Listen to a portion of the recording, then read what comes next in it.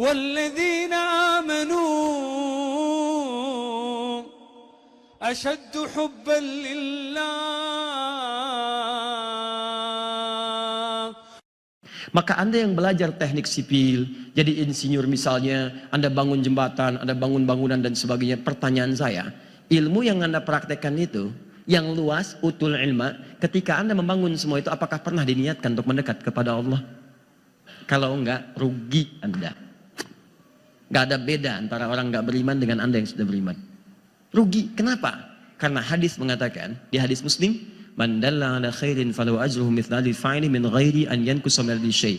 Siapa yang memfasilitasi bahkan menunjukkan pada kebaikan, diamalkan kebaikan itu dia mendapatkan pahala yang sama dengan yang mengerjakan. Bayangkan, ada orang belajar lulus di ITB, teknik sipil, bangun dia, bangun jalan, bangun macam-macam.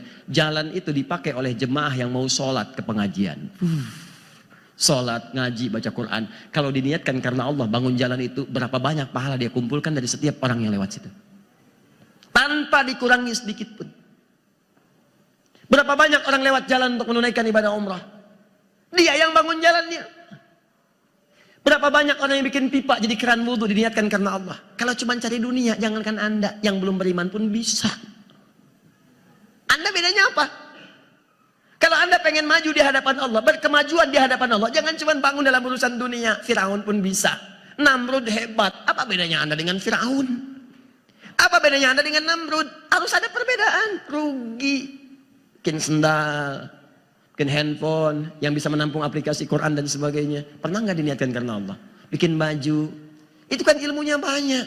Ada ahli kimia, ada yang lainnya. Pernah nggak? Makanya ketika Allah menyebutkan cabang ilmu dalam Al-Quran, selalu disatukan tujuan utamanya untuk mendekat kepada Allah. Ada ilmu syariat agama, ada ilmu umum. Tapi dua tujuannya untuk mendekat kepada Allah. Ilmu umum misalnya, ya buka Quran surah kedua, ayat 164, paling kanan sebelah atas. Inna fi khalqis samawati wal ardi wa ikhtilafil laili wan nahar. Bukan. Wal fulki lati tajri fil bahri bima yanfa'un nas. Hei, silahkan amati langit dan bumi.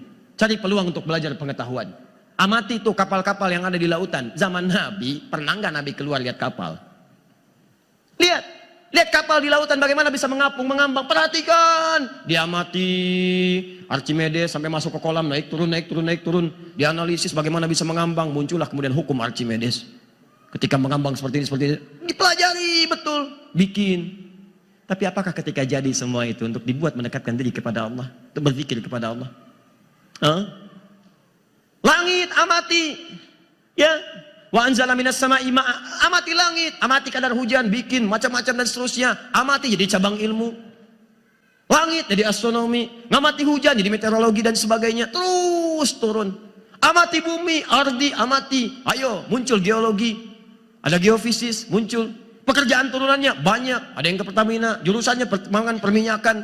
Ada yang ke analisis data, muncul Amerika bikin, kemudian Halliburton, Prancis bikin Schlumberger.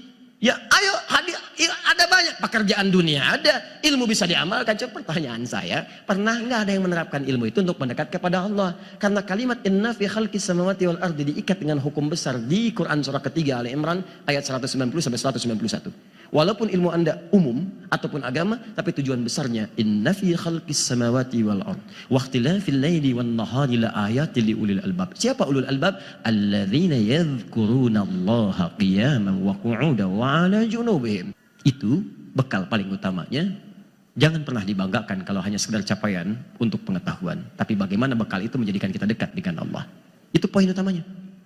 إن في خلق السماوات والأرض واختلاف الليل والنهار لآيات لأولي الألباب